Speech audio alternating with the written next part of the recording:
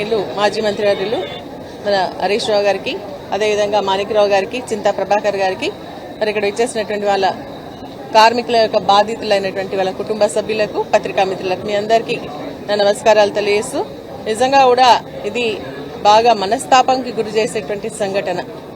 మరి నెల రోజులు అవుతుంది సిగాచి కంపెనీకి సంబంధించినటువంటి జరిగినటువంటి సంఘటన.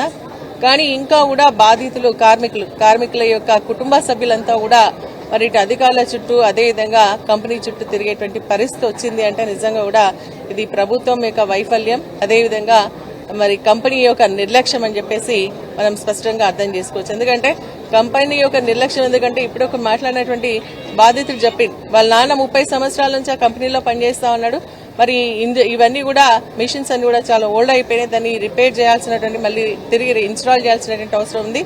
కానీ అది చేయకపోవడం వల్ల చాలా మంది ప్రాణ నష్టం జరుగుతుంది అని పదే వాళ్ళ కుటుంబ సభ్యులతో చెప్పినా మరి ఆ కంపెనీ వాళ్ళు పట్టించుకోకపోవడం వల్ల, అదేవిధంగా ప్రభుత్వ వైఫల్యం.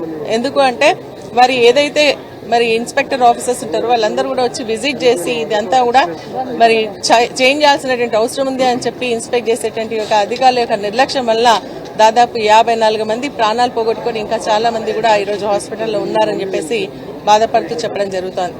నిజంగా నా నియోజకవర్గం ఇప్పుడు దాదాపు ఇందులో 8 మంది మిస్సింగ్ ఉన్నారు. మాట్లాడినటువంటి వాళ్ళ బాధ చూస్తుంటే నిజంగా కళ్ళలో నీళ్ళు వస్తా ఉన్నాయి.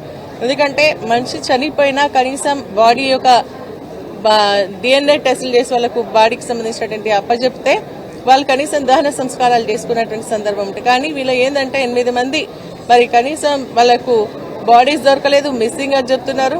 వాళ్ళు దహన సంస్కారం ఎట్లా చేయాలా, కార్యక్రమాలు ఎట్లా చేసుకోవాలంటే ఇప్పుడు తను చెప్పినట్టుగా బాధపడుతూ అక్కడ ఉన్నటువంటి ఒక ఏదంటారు యాష్ని తీసుకొని వచ్చి మరి వాళ్ళ దహన సంస్కారాలు చేసి అది మన నదిలో కలిపి కార్యక్రమాలు చేసుకున్నటువంటి పరిస్థితి. కరెక్ట్ ఈ రోజు మా నియోజకవర్గానికి సంబంధించినటువంటి రవికి సంబంధించినటువంటి భార్య కూడా ఇక్కడికి రావాల్సినటువంటి పరిస్థితి ఉండే. కానీ ఈ రోజు ఏంటంటే తను పెట్టేటువంటి నెల మాస్కం పెడుతున్నారు, అందుకే ఇక్కడికి రాలేకపోయారు. నిజంగా కూడా హృదయ విదారకమైనటువంటి పరిస్థితి. ఎందుకంటే వీళ్ళకి సంబంధించినటువంటి ₹1 కోటి ఎక్స్గ్రేషన్ అంటున్నారు. ఎంతసేపు అధికారులు కూడా నేను మళ్ళీ అడిషనల్ కలెక్టర్తో మాట్లాడి మిస్సింగ్ అయిన వాళ్ళకి మీరు ఎందుకు ఇవ్వరు, హరీష్ రావు గారు కంటిన్యూస్ గా మాట్లాడుతూనే ఉన్నారు ఇక్కడ, ఎందుకు ఇవ్వరు అని చెప్పేసి అంటే అప్పుడు ఒక నోట్ రాసిచ్చి మీకు పార్ట్ పేమెంట్ కింద 15 లక్షల రూపాయలు ఇస్తామన్నా, మిగిలిన డెత్ సర్టిఫికేట్ అవన్నీ కూడా 3 నెలలు పట్టవచ్చు అంటున్నారు. వాళ్ళకి ఇన్సూరెన్స్ ఉంది, ఇన్సూరెన్స్ చేసుకోవాలి. పాపం చాలా మంది ఇన్సూరెన్స్ చేసుకుంటారు. ఇన్సూరెన్స్ కి డెత్ సర్టిఫికేట్ కావాలా, అదేవిధంగా పంచనామా రిపోర్ట్ కావాలా, FIR కావాలా. అది ఇవ్వకుండా ఇన్సూరెన్స్ కంపెనీ వాళ్ళు కూడా ఇవి ఇస్తేనే చేస్తా ఉంటున్నారు. ఇక్కడ మిస్సింగ్ అంటున్నారు. ఇవన్నీ ఇవ్వకపోవడం వల్ల ఆ కుటుంబాలు ఇటు వ్యక్తిని పోగొట్టుకుని అదేవిధంగా ఆర్థిక సంబంధమైనటువంటి ఇబ్బందులు పడుతూనే వారికి రావాల్సినటువంటి బెనిఫిట్స్ ప్రభుత్వం నుంచి కానీ, కంపెనీ నుంచి కానీ, ఇన్సూరెన్స్ కంపెనీ నుంచి కానీ వచ్చేటువంటి పరిస్థితి లేకుండా ఈ రోజు మరి ఇక్కడ చేయడం జరుగుతోందని చెప్పేసి కూడా తెలియజేస్తూ వారికి ESI, PF కూడా రావాలా.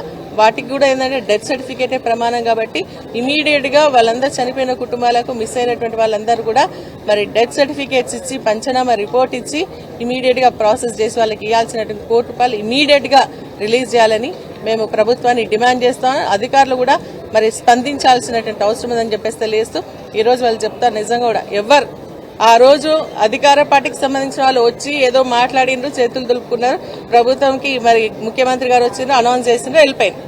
తర్వాత వాళ్ళ బాధ ఎవరు పట్టించుకోవాలి? ఈ రోజు BRS పార్టీ ఆధ్వర్యంలో హరీష్ రావు గారు, అదేవిధంగా ఇక్కడ స్థానికంగా ఉన్నటువంటి ఎమ్మెల్యే వీళ్ళంతా పట్టించుకొని వాళ్ళందరినీ కూడా ఒక చోటికి చేసి ఈ రోజు ప్రభుత్వం నుంచి రావాల్సినటువంటి పరిహారం ఇప్పించడానికి ప్రయత్నం చేసినటువంటి పరిస్థితి కాంగ్రెస్ పార్టీ వాళ్ళకి తెలుసుకోవాలా, వాళ్ళకి ఇవ్వాల్సినటువంటి బెనిఫిట్స్ అన్ని ఇవ్వాలని చెప్పేసి కూడా ఈ సందర్భంగా మేము డిమాండ్ చేస్తా ఉన్నాం.